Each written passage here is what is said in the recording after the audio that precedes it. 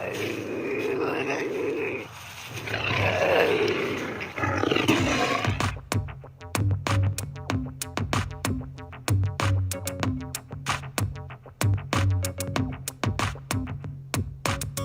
blast off in my time machine. Third eye feeling like an Evazine. Blast off, blast off, blast off, blast off. Come blast off in my time machine. Third eye feeling like an Evazine. Blast off, blast off, blast off, blast off. Blast off on another episode of Hero Paranormal Podcast, broadcasting from the base at La Madre Mountain, just south of Area 51. My name is Ryan, the original overseer of the airwaves, bringing you an epic episode tonight. And where do I start with this person? On today's podcast, we have fellow podcaster and researcher Jeff Renel. He is host of the popular paranormal show E-Talk TV. Great podcast I've been on myself. I have been out in the field with Jeff as well, and he's the real deal when it comes to researchers. So I know this is going to be an amazing chat. Jeff is a Utah resident, so he is very aware that weird that basically is Utah. There's so much weird in Utah. And he is also intensely familiar with the Uinta Basin and the high strangeness that can be encountered there. He has even stayed at Space Wolf Research on occasion, and I basically consider him a valuable asset when it comes to identifying and sometimes not identifying some craft. Jeff Renel, welcome to the Hero Paranormal Podcast. Thank you, Ryan, and thank you very much for having me on. I'm really excited for today. I'm very honored. Man, you've been, I am too, you've been a valuable asset in a lot of stuff, a lot of ways. One of the ways was hunting for petroglyphs, and this is something I did with you. A question I have is, for listeners, it seems like many petroglyphs appear to be representing advanced flying craft, reptilian gray, and otherworldly entities. What do you attribute these petroglyphs to? To people trying to tell a story back in their time and what they saw and what they experienced.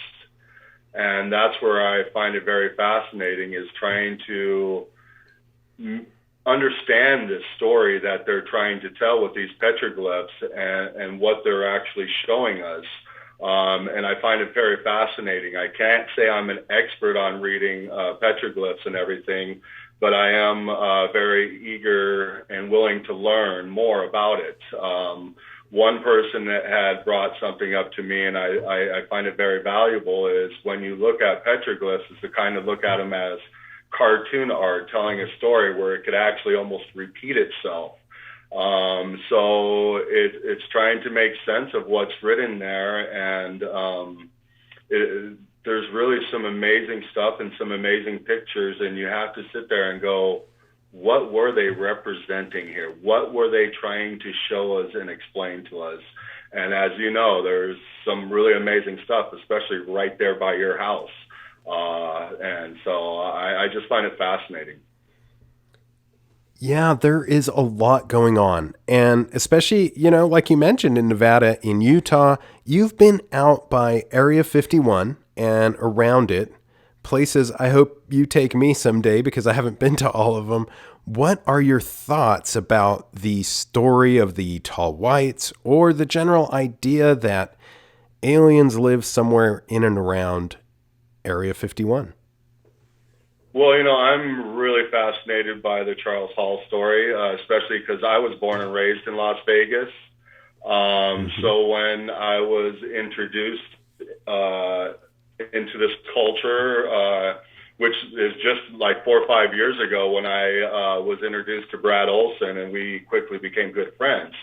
And I started doing research on stuff, and then I came across Charles Hall and found out it was in my own backyard. And I was absolutely blown away by what he was talking about, and I had a huge interest into it. I was already trying to investigate Area 51 as much as possible. Like I said, I was born and raised in Las Vegas, so of course, certain people and you get to hear certain things. So I had a certain connection with Area 51. And so when I started to find out about the tall whites, it just added to it, and I just had to know more. And so at that point, I started to research it. I started to take my time to go out there in the evenings and try to observe the sky and see what was going on out there, and see if I could start to either add things up or subtract certain things that Charles Hall was talking about. And I got to say, out there, it's really strange. There's been nothing that I can say, yeah, there is a UFO base out there, but there's a lot of things that make me go, I do believe there's something out there and something really weird going on out there. The bombery gunnery range right there, which is basically Area 54, that is very strange in itself, because it has supposedly been a gunning bombery range since, I believe, 1954. And if you go on there on Google Maps and you can look at it today, there's really no bombing marks at all on all of that land. There's certain marks that look like it if you're just glazing over it, but when you zoom into it, they're not bombing marks. I'm not sure what they are, but they're definitely not bombing marks.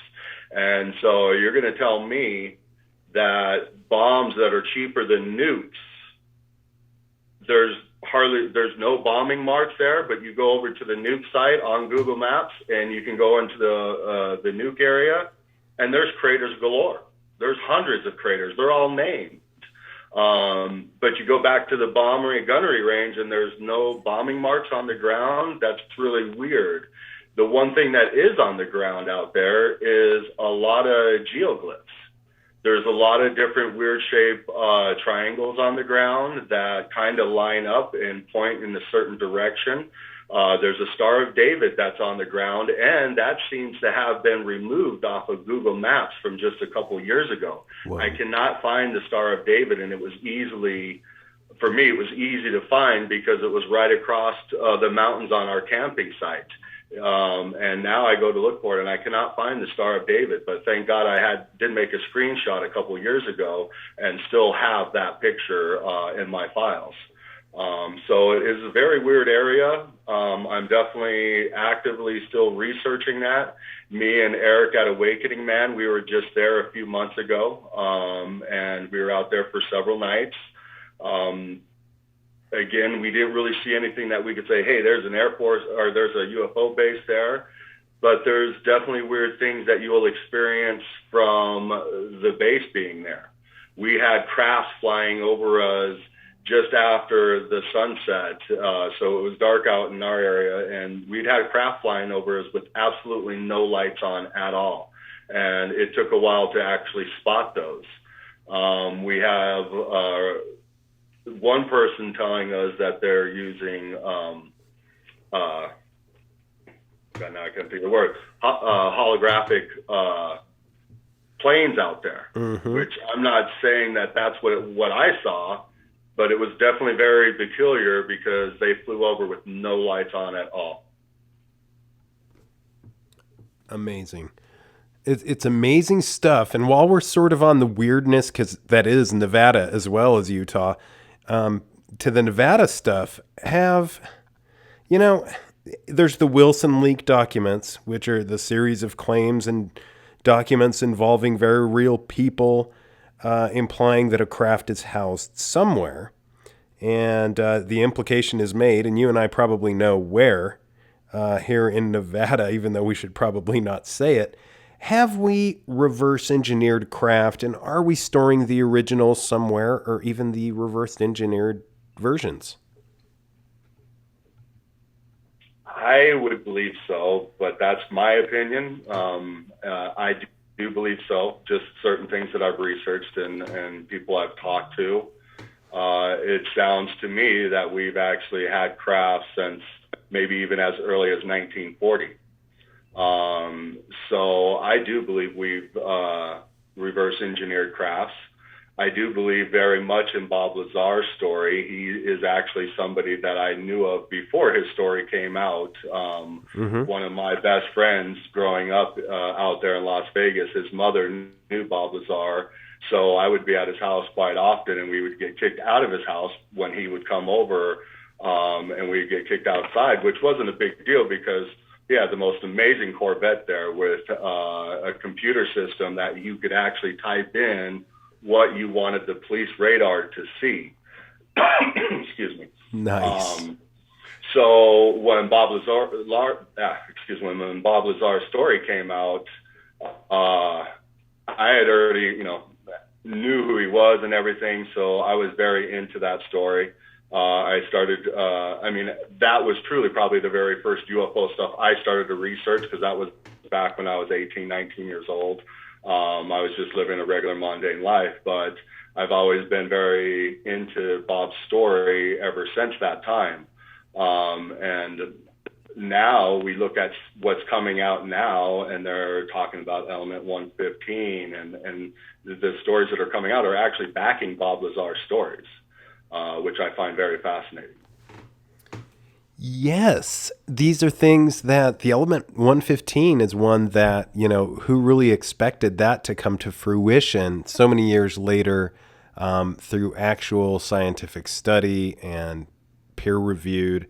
What are your thoughts that kind of going along that, about the possibility, and this has become popularized a lot since the show The Matrix, and a lot since Silicon Valley CEOs have hired professionals to try to figure out if we are in some ways living in some kind of matrix for their software and other reasons. My question is, have you ever seen anything of that holographic sort that tells you we possibly might be living in a matrix or something along those lines? My very first love is spirituality, and so that's what I studied for years until I met Brad, and then I took a hard left to UFOs. And so understanding spirituality, I believe anything is plausible. And so we can be just a computer program. I think it's very plausible. But when you're also studying spirituality, you start to study into sacred geometry.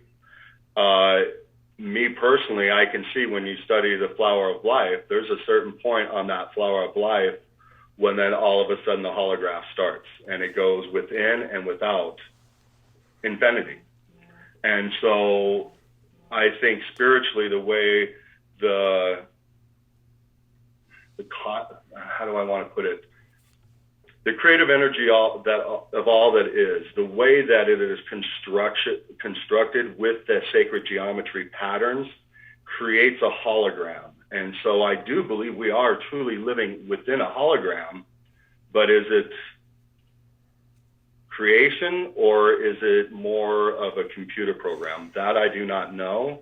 And either way, I wouldn't be depressed because I'm having a great time in life, and I find it very fascinating. So yeah, man, right? Either way, it's fine with me. I'm having a great time here. I am with you 100%. And what I mean is, if you are mesmerized and you see the wonders in life, which I think that studying these things, kind of like researching this, sort of unfolds or brings you into an area where you're able to see things in a different light, and life is very interesting. And concerning the interesting take on a lot of these craft that are now more mainstream, the sightings are a lot more mainstream. A lot of folks, like myself, attribute a great deal of these sightings to a more dimensional entity in a basic explanation. Yet, I've seen unidentifieds drop, that metallic molten slag from behind my home in Duchesne at the time. And that seems pretty darn real and solid when you see it. What do you think we are dealing with? Is it a multitude of things? Yeah, definitely right there. It's a multitude of things, I believe. And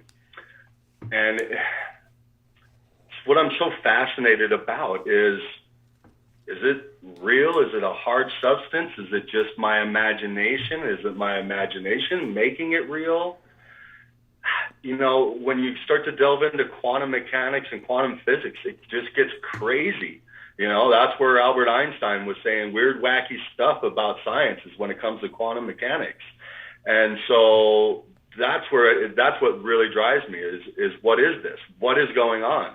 You know, you're aware that I just recently filmed some stuff at your place at Space Wolf Research, and I have that triangle-shaped craft in the video, and there's this orb that appears for 4 minutes, and it gets bigger and it gets smaller, and I'm not sure what's going on there, and I just find it fascinating. Is that ship creating it? Is it a whole nother being altogether? These are so many questions that we have, you know, to answer. And I think the more we find out some of these answers, the more questions it's going to bring out for sure. So, you know, I don't know how to answer that yet. And maybe I guess I'm glad I don't, because it means that I get to research even more, because this is the fun part about it, trying to understand what is this? And can I actually make communication with what is showing in front of me? You know, can we make communication? Can we create some type of dialogue with these beings? That would be fascinating myself. I mean, one of the reasons I'm in this journey is I want to understand more of my spirituality. And for me to understand more of my spirituality, I think understanding what that is and what they're a part of helps me understand my spirituality even more. Does that make sense? For sure. And I think it's important. That's a great explanation. You know, everything is moving so fast in our time too right now. Like where, you know, in the past, it seemed like disclosure was far-fetched. Now, at least in a general sense, where do you think it's at right now? Some are claiming soft disclosure has already happened. Do you have thoughts on that? Yeah, I mean, if we don't realize that they're already here and they've been here, I think you're living in the shell. We don't need the government to come out and tell us they're here. We're smart enough to make our own decisions. And the evidence shows that they're not only here now, but they've been here probably before we are. And I believe from what some of the ancient texts talk about, I do believe that they genetically modified us. And so I believe we're part of their creation, and that's probably why they don't bug us too much. They probably are here helping us in a lot of ways that we don't realize. So maybe we're like their little ant farm, and they're just taking care of us and seeing what happens. And I talk about this, I've talked about this before. I mean, if I had that type of technology to be able to transform a planet and bring in a whole nother species, if you were an intelligent race, you would leave that species be, I would think, because, you know, I understand that our intelligence can only go so far by our own experience. So if you had another race on a planet and it was just growing by itself, that race, I believe, could create ideas and see things that maybe I wouldn't have never saw. And so I think it would be beneficial for my race to sit back and watch the other planet and that new race form and understand things and see things in creation that maybe I didn't see. So to me, I think if I was controlling another planet, again, I would probably let it be for a long time and try to steal their ideas, maybe in a sense. But I find it fascinating. I mean, it's just amazing what is out there and it's infinity. Yes. And, you know, just the idea that some of these claims and documents and very real people are implying that some of these things are happening and disclosure's already happening. You know, it's gone mainstream. A lot of things are hitting the fan. A lot of the conspiracies are becoming real. Places that were previously acknowledged as being hoaxes, such as Area 51, have now been totally, I guess, completely refreshingly proven real. And it just seems like the genre of UFOs, now it's UAPs, whatever you want to call it, it has become a lot larger than it used to be. Is it just a fad, or is this like people really dealing with what I believe are the nuts and bolts of our reality, like spiritually, really? Yeah, I think it goes to that. I think it goes back to our own spirituality. We are part of this whole creation, all the creative all that is. We're part of everything. And so when it comes to spirituality, we always talk about us evolving, okay? We're evolving species. Well, if we're evolving and we're part of the all that is, we're part of all of nature, in my mind, I would think all of nature, all of creation is expanding, evolving. And so I think that's what is really happening in here. And as it is happening, we're all becoming more open to this. And it's just part of our evolution. We can no longer be in that old energy that me and you definitely grew up in. I mean, this is a whole new time right now. So I do believe we're just all evolving, and it's part of the Earth. It's part of what's going out in our galaxies and space and everything. We're all evolving at one time. And so I do believe as the human race, we're starting to open up and evolve. And in that same process, that's allowing us to open up our imagination, because, I'm sure you're aware how powerful the brain is. If we don't understand anything, we're going to try to make sense of it in the most safe way possible.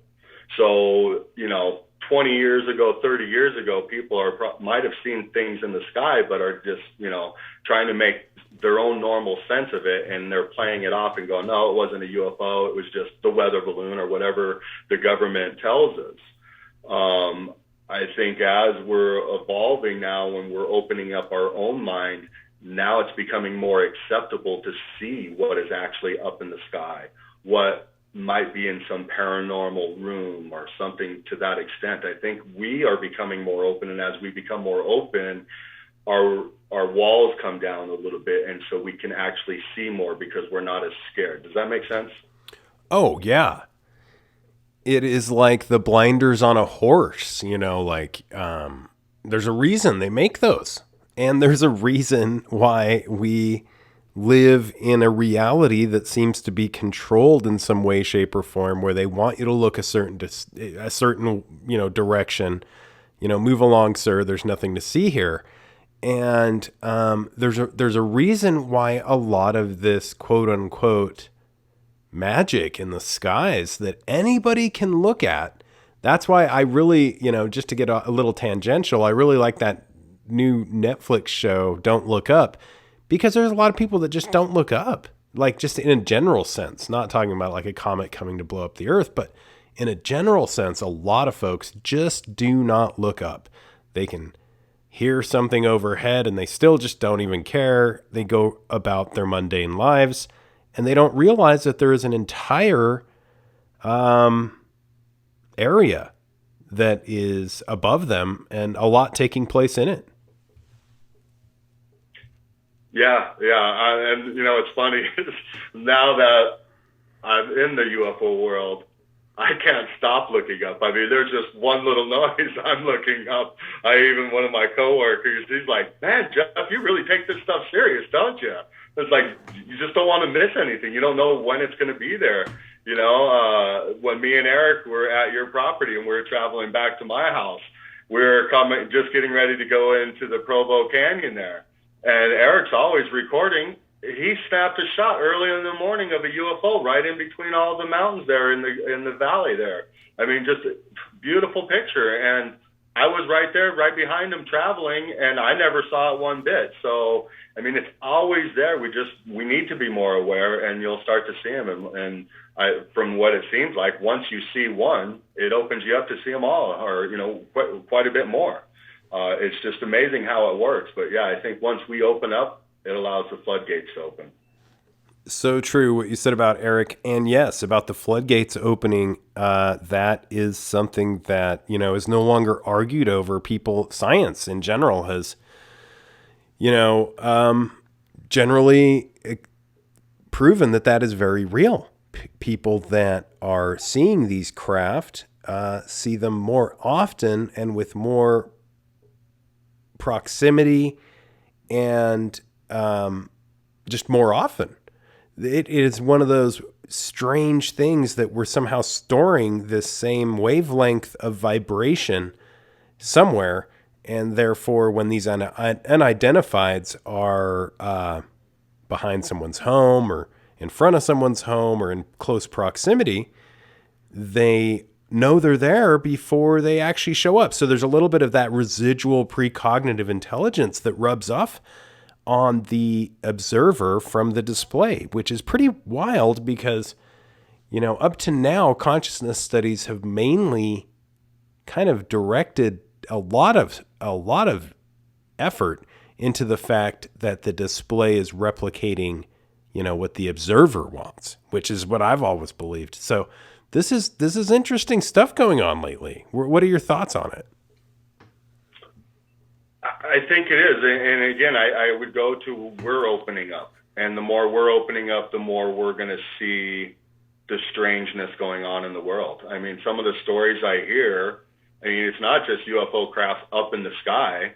There's UFO crafts that are inside people's homes that are small as can be that I've heard stories about that are just amazing. And so it's just understanding our reality and the dimensions within our reality.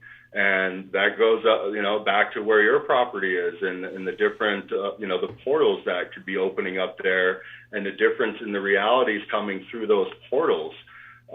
This world, again, back to quantum physics, is such a crazy reality that we're living right on top of different dimensions at this moment. And so it's just changing our vibration to see the vibration that's around us. So it's very fascinating. I think it's, how do I want to put it? It excites me so much to think about this type of stuff and where we could actually be in another 10, 15, 20 years if we keep opening up this way. And if we make that final connection, where could our lives go in our lifetime? We could be traveling the stars, who knows? But just opening up to this reality is just amazing to me. I just get excited about it every single day when I think about the chance to be able to break down walls and the dimensions and see different things, and just, try to understand it and how it fits in with me and how I fit in with that.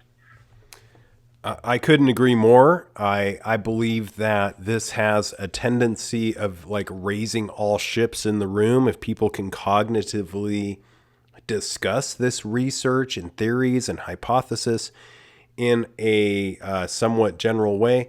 This is, in my opinion, the biggest question of mankind. We're dealing with something that interacts with a biological entity, which is ourselves as an observer, we think, and it is able to dimensionally manipulate space and time.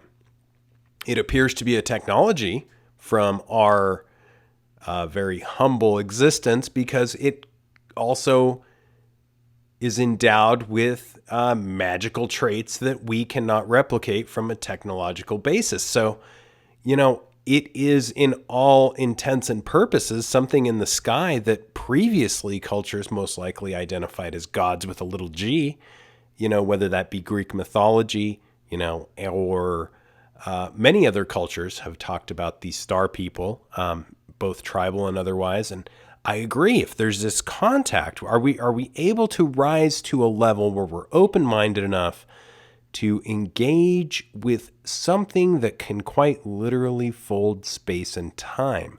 And, I hate to get biblical because I am not a religious guy, but, you read in the Bible and they discuss these Elohim, these gods with a little g. In fact, you really dissect the word and identify the word God, and it's a group effort. There's a multitude and a hierarchy of these things that are working together. And this is not, at least from the outside looking in, whether or not you're religious or not, this is not, there's a hierarchy to this. You know, even if you want to pin it down to like, oh, these are just a bunch of angels or these are just a bunch of demons, there's hierarchies on both sides, you know, as above, so below. But these, in my opinion, you know, we do not know what previous cultures were discussing and talking about. These may not be unscripted theories. These could be the same things described differently. I think very much they are, you know, and I think we can see that it seems like there was a teacher or one group creating a lot of these pyramids around the world. And so I just by what I see, I think there was a main group that came to this planet and started, you know, whether they genetically modified us or whatever, but it seems to be there was one teacher or at least one main influence for quite a while in our history that created our backdrop of our history with the temples and the way we run our civilizations, because a lot of it comes through the Sumerians and what they did back then. And so I think they have a lot of influence on us. One thing I really want to hit on that I find fascinating that you brought up there is the connection that they have with us somehow. How we have a thought and they seem to know. It's just so amazing how well they're connected with us or with certain people. You know, we've discussed before about out there at the Sherman Ranch and how, you know, just the snap of his vertebrae made that attention, you know, that craft know exactly where he's at and turn right to him. There's people out there, I'm getting ready to interview this guy this next Tuesday, Brent Boatman. And he has a special ability to be able to call him in the sky. And I was just watching a video on him, and he's calling him, and they're flashing. And it's like they know what's going on. And then you look at some of these people that do dealings with them in the government. You know, one, I would say Clifford Stone. You look back at his life, and he has some weird connection with UFOs when he was a kid. And they seem to have known that and brought him into the service so he could deal and be, what's that? I can't think of what they called him and stuff, but he used telepathy to communicate with the alien beings because he had some weird connection with these beings ever since he was a kid. I mean, his book is very, very fascinating. He's a fascinating character, I think, one of my favorites in the soul industry. But I just find it fascinating how do some of these people have this connection, and do we all? And these people that do have these connections, are they hybrids? You know, what is going on here? I literally agree that it is possibly the most unscripted, untold, and world's greatest story continuing.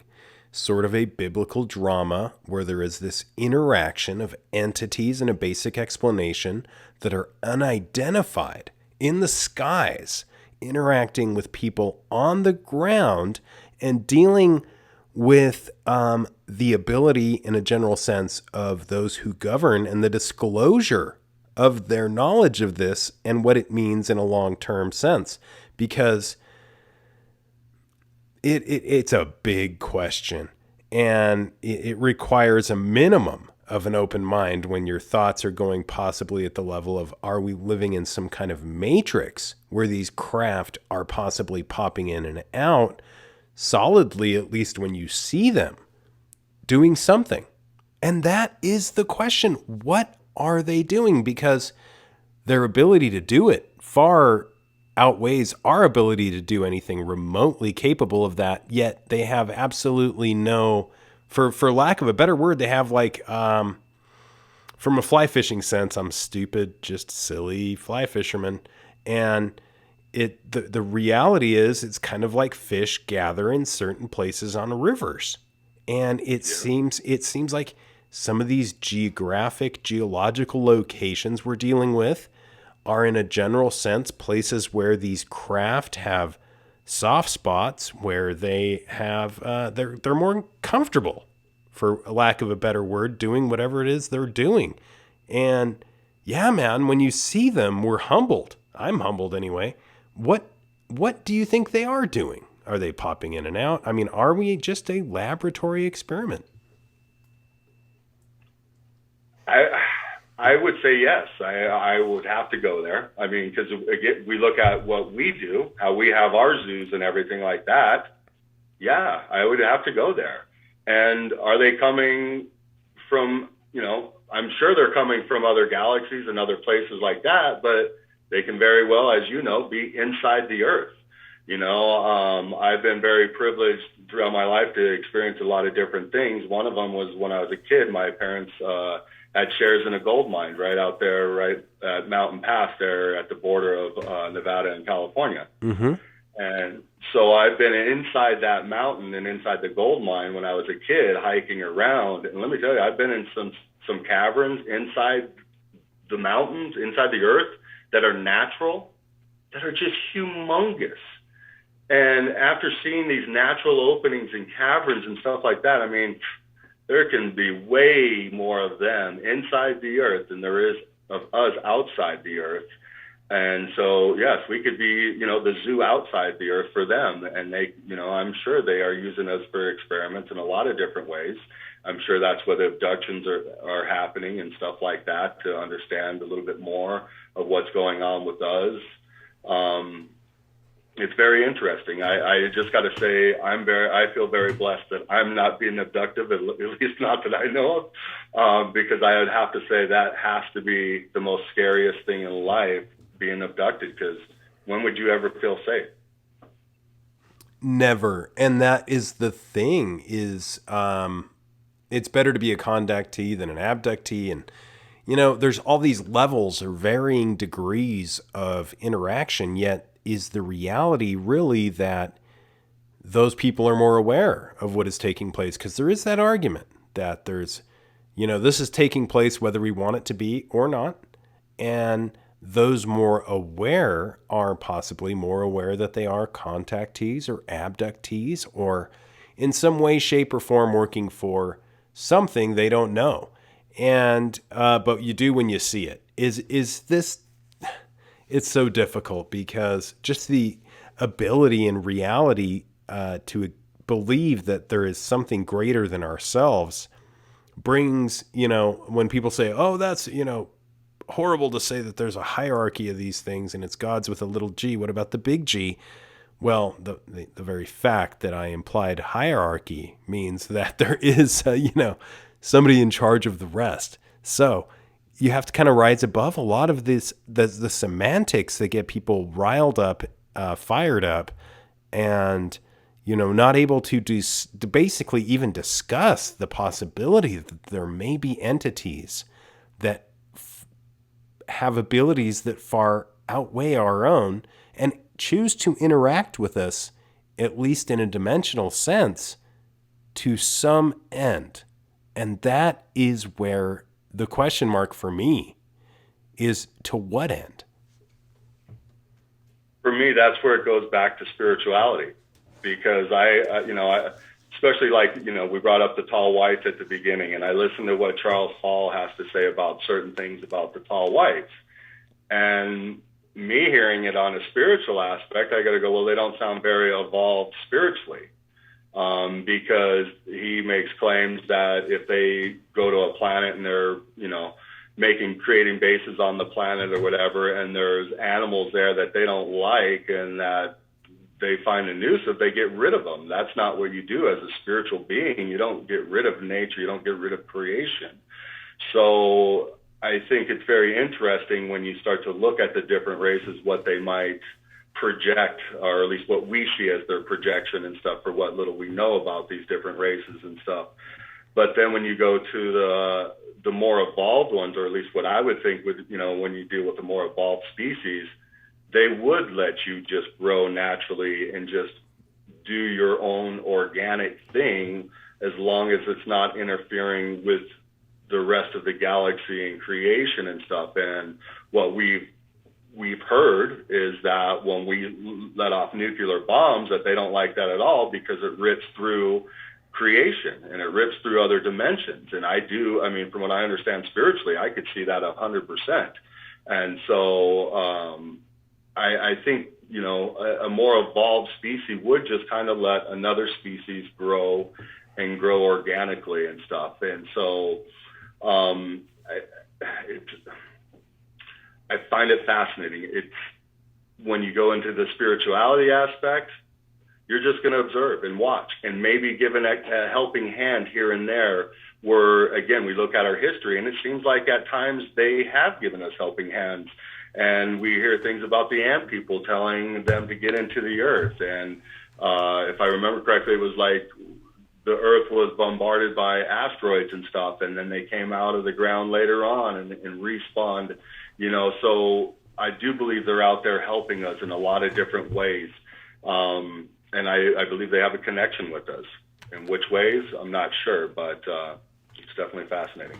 So hope I wasn't rambling on too much there. No, it's actually perfect that you dropped the ant people reference, because it is so important that it is brought up, because this has been something that is discussed for millennia, the belief that this some sort of I guess the correct term would be, well, are they interdimensional, or are they more, part of our reality than we are? And their ability, so it seems, to jump in and out of our reality is just our ability to view a scope slightly outside of our reality. And it's very interesting, as you mentioned, though, when you're in particular areas, it seems, and the list is ad infinitum. I mean, there's plenty. Everybody's got their own.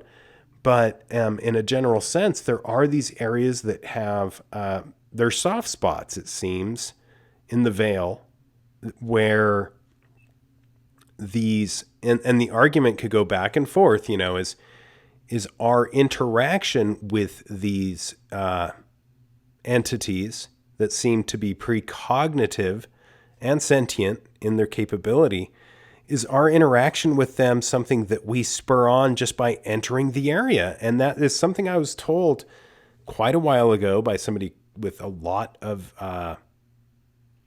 integrity and capability and background, that we open these biochemical portals quite easily if we return to areas much like an electrical conduit, the weakest link type thing. If you're able to burn through a conduit at the same spot, that's where the diode, or that is where the repair, or that is where the fault or the spark or the short or the glitch of that matrix of some sort is most accessed.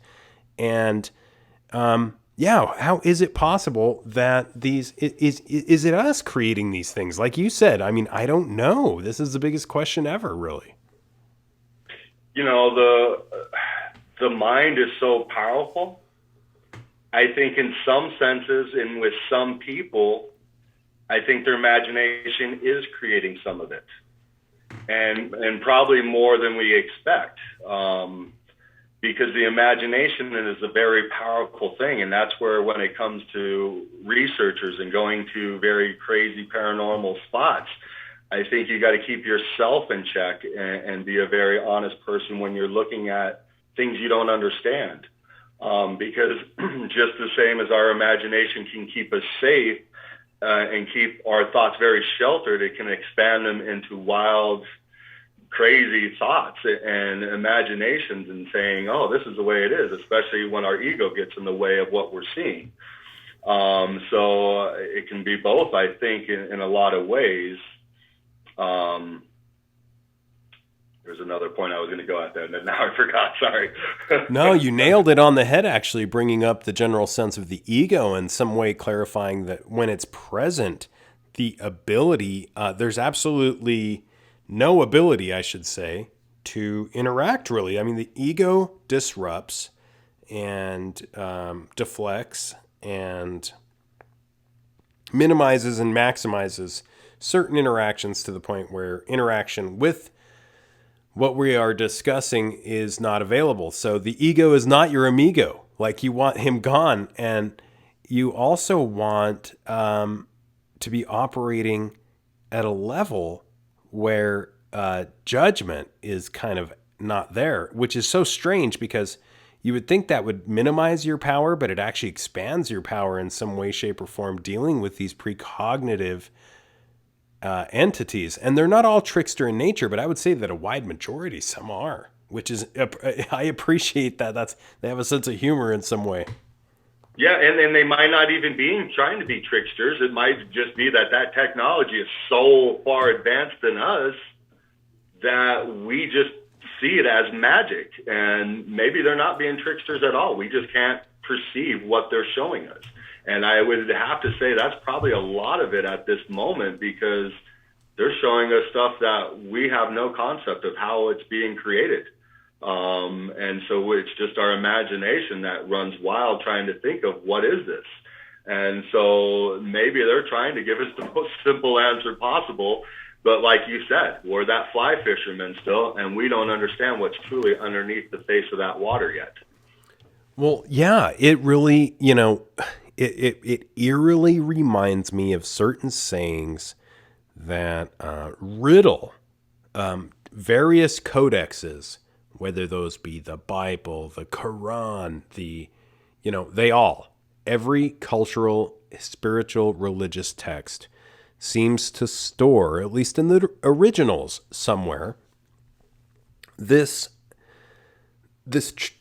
elixir of invoking entities that are not of this realm, and this belief that they interact, communicate, and in some way they bring you closer to the singularity, which brings the whole like transhumanist thing, but with promises of like superhuman abilities, a lot like skinwalkers. You get this promise of being able to do this for this, but they're always being dealt with subhuman realities. So it's really strange. Humans are already sort of in that naturally occurring reality of, we're these somewhat moral meat sacks living a very real reality with a very, we have a shelf life, and we seem very basic, at least in a living sense or a very real sense on some basis. But many, or at least it seems many, are seeming to look above the clouds and realize that there's more to all this in a general sense, and that there's more to us. Where is this headed? Like, where are we going? Is it going to be some strange transhumanist agenda in the future with the New World Order? Is there a secret elite that's trying to just get us to interact with, the artificial intelligence, and that's it? That's what we will end up as? Or is there more to this day-to-day life? Well, there's definitely a lot more to this. I think what you're just bringing up with other people manipulating this, I think that is very prevalent, especially what we're seeing now in the world today, that they're trying to manipulate us. They're trying to make us transhuman right now. So, anybody out there, you can do whatever you want. You got free will. That's what the creative energy of all that is gave to you, to be able to be and do whatever you want. So if you want to go get the vaccine, please do. Be safe, but I wouldn't do it. Right now, we're purebloods, okay? And the creative energy of all that is made us very, very, very special. We have everything within us. We are creation. Crystals, all that stuff is fun little tools to deal with. But once you realize how those things work, realize that you can do the same thing within yourself. So I do believe what we're seeing here is our evolution. And in order for us to understand who we are and where we can evolve to, we have to start understanding these otherworldly things that are happening around us. I believe, at least this is my goal and my adventure right now in this existence, is to understand my spirituality and what can they show me about myself, because I believe we have everything within us and we can do godly, amazing things. It's just understanding your own power. And that again goes to the mind and the power of the heart and the mind. If we don't believe it's possible, well, let me tell you, it's not possible. If you believe in it, it is then possible. And it is the power of the mind, the power of us. And so a lot of this stuff we're talking about with the Bible, a lot of that stuff has that information in there, but you got to be on your own spiritual journey to see it, understand it. So me personally, I would hope everybody would be on that spiritual journey for themselves to be the best they can, become that God energy, and keep the ego in check. I don't think we kill the ego. I think the ego serves a very important thing. But when you let your balance get out of ego, just like any other part of your existence gets out of balance, it's never a good thing. You always keep everything in balance. It's the yin and the yang. So, yes, I think with what we're experiencing here is just part of where our evolution is going, and for us to understand how to take it to the next level, because unless we can see it, we can't get there. Does that make sense? Absolutely, man. And, getting back to the basin a little bit, I just recently read Footprints in the Wilderness, A History of the Lost Roads Mines. And something that kind of, stood out to me is the fact that it says a history of the lost roads mines. Again, a plural. Everybody's always looking for the lost road mine. And I get that there is, apparently a larger one and there's others. But this brings up, again, the Uinta Basin, because that is where the history leads one, if you follow the footprints. And it's a wide area everywhere from Tabiona to literally where I used to be a fly fishing guy, like almost the easternmost boundary of the Uintas, which are a very strange area in themselves.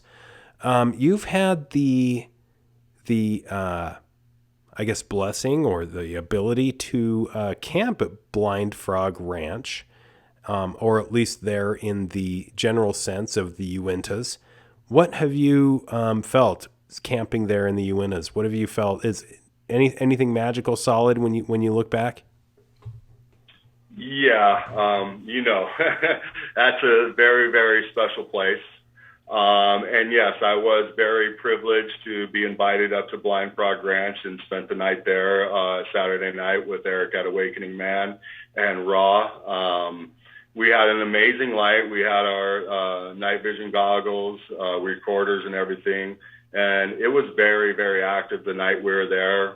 I would have to say there was at least 15 to 20 different unidentified flying objects that night. Were they all crafts? I can't tell you, but there was a lot of interesting movement in the sky that night. As far as the land itself, it is very unique and special. You could just feel the energy from the land. It's a very sacred place, or at least that's the way it feels to me, is that it's a very sacred place. Unfortunately, I didn't get to spend more time there because I would have loved to just wandered out by myself and sat somewhere and meditated and really just tried to feel the land and maybe even what the land's expressing to me.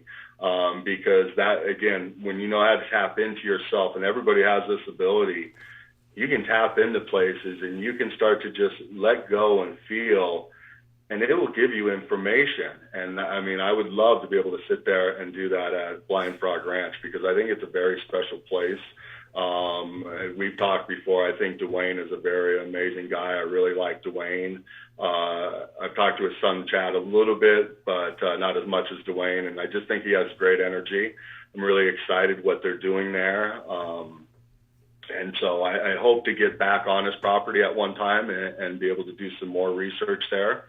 But the Uinta Basin itself is absolutely amazing. I've had the privilege of spending the night and camping in several different areas out there. I have a friend that has property in Duchesne, and when we were camping there, I seen UFOs in the sky there as well too. Basically, you see them almost everywhere out there, as you know. And it's a very special place. I'm looking forward to it start to warm up this year so I can get back out there. And, you know, it's just special. If anybody gets a chance to go out there in the Uinta Basin, I definitely suggest it. I mean, there's everything going on out there. There's Bigfoots. We heard a Bigfoot out in the Ashley Forest a few months back when I was at your property. We were out with Eric and them doing some Bigfoot hunting. So, I mean, you can just, anything paranormal you want to do, you can do at the Uinta Basin. That's what's awesome about it. It's all there. And you're right about Duchesne. It is quite the, it's kind of an unspoken gem. The Duchesne, so much happens within the boundaries of Duchesne. And you find that, but it is the whole area, really, like you mentioned, that seems to be pretty darn active. Yeah, you could go anywhere. Roosevelt, Mighton, LaSalle. Is it LaSalle? Oh, I know where you're talking about. That's the area over there by Blind Frog Ranch. Altamont, yeah. Yeah, but anywhere out there is very active. Oh, La Pointe, yep. La Pointe, that's it, yes. But yeah, very active place, very amazing. You know, I mean, you fell in love with it. I'm now in love with this place. I'm so happy I'm in Salt Lake City now, and it is just hours away. So, yeah, I'm looking very forward to this summer. And I talked to you before. I'm going to start to create a documentary about out there and everything that we can discover and find. Yeah, it's becoming very intriguing. The different angles that different researchers are attacking a lot of the same historic evidence, everything from giants to underground cavern systems to, as we mentioned, the Lost Roads mines, possible Aztec. It seems this is becoming more and more of a reality. The Aztec connection, that there is a very real Aztec connection to some of the things that are being found. And what do you think is in the works for the future of Utah before we wrap it up? And also, can you tell our listeners where to keep up with you, whether that's social media or etalk.tv or where they can keep up with what you have happening? All right, awesome. Yeah. As far as what's the future of Utah, I think the future's bright here. I love the state, but I think what's happening at the Uinta Basin is just really starting to catch steam again. I think there's going to be a lot of information that comes out of there within the next 10 years. I'm hoping to bring out as much as I can. I know you're going to be diligent about finding out information out there as well, too. And I know we got Eric, who's in love with the Uinta Basin as well, too. So I really think there's going to be a lot of research that goes on there in the next 10 years. And I think a lot of amazing things are going to come out of there and things we never, ever expected. And things that will probably change our life forever. Or at least these are the things I'm hoping. But yeah, it's definitely, again, it's a special place. I definitely highly recommend it to anybody that gets a chance to go out there and experience it. Definitely bring your night vision goggles because you will use them. And then where can you find me? Of course, www.etalk.tv, etalk.tv. You can find me there. I stream my show live there every Tuesday night from 7 to 9 Pacific. This week we'll have, as I was saying earlier, Brent Boatman. He's an experiencer. When he was younger, he had some guy teach him a meditation on how to call in crafts, and he calls them in at will. He even has a telepathy communication going on with these people. They give him information. He's really fascinating, so I'll have him on this Tuesday. You can also find me on Rumble. You got eTalk TV on Rumble. Getter, you can find me personally, Jeff Renel on Getter. You got eTalk on MeWe, and also you can find me there. But I'm trying to keep everything on eTalk.tv, so you can find me there. Nothing's being censored there. Trying to give out great information, and we're making that I've kind of made it like a little hub.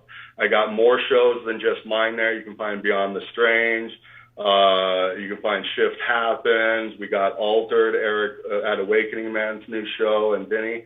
So we got a lot of things going on there. I kind of made a community. You can go on there for free, create a profile, post things. There's other posts on there, so you can find great information. I'm posting stuff that I'm finding there over at Ryan's Place and stuff like that. So you can definitely find me there. And that reminds me, Ryan, I owe you an apology. Oh. I don't know where I picked it up from, but I always thought it was Skywolf Research. So some of the stuff that I put out there, it says Skywolf Research. So I apologize. I should have known better and realized it was Space Wolf, not Skywolf. But yeah, I just want to apologize to you. Hey, we'll take 2/3 over nothing anytime. Usually we have no mention at all. So yeah, it is Space Wolf Research. And it's just, I think there's a lot of folks are getting really interested when you see this solid research, this solid evidence taking place before your very eyes. You start to wonder what it is, not only what it is you're looking at, but what it is we are dealing with, because the possibilities is, they're endless. There's a lot of implications. Yeah. And I agree with you, man, that on some level it's spiritual in my estimation as well. And I think that you are an essential asset in some of your disclosure of that information. And I can't thank you enough for coming on the podcast today. Hey, thank you. I'm honored to be on your podcast. I'm honored to call you a friend now, and I'm looking forward to any of our journeys. And I just want to make a quick mention here, too. A lot of the stuff that I captured at Space Wolf Research, I'm going to try to get it edited this week and get it up onto my site. So you'll be able to go see some of the footage I actually captured at Ryan's Place. It's absolutely amazing. I'm blown away by what I got that night. Thank you so much, man. And until next time, take care. All right. Thank you much, man. I'll be talking to you soon. There he is, the man, the myth, the legend, Jeff Renel. He had a lot of good answers. Have we reversed engineered craft? Some rather not say. The Wilson leaked documents, are they real? Some rather not say. You and I probably know more than we should say, but yet I think we got a lot of info today from Jeff Renel. He definitely knows where disclosure is at. I attribute a lot of his dimensional theories on real world research. And he's been one to be out there looking at petroglyphs, looking at craft, videotaping things, and going places where others do not. So until next time, keep your eyes to the skies, feet on the ground, but don't forget to take a look around.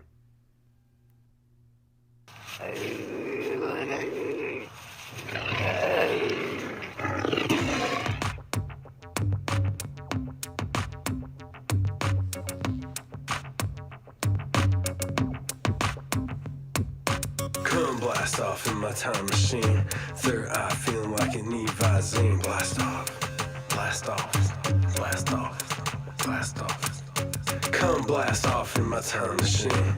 Third eye feeling like an Evazine. Blast off, blast off, blast off.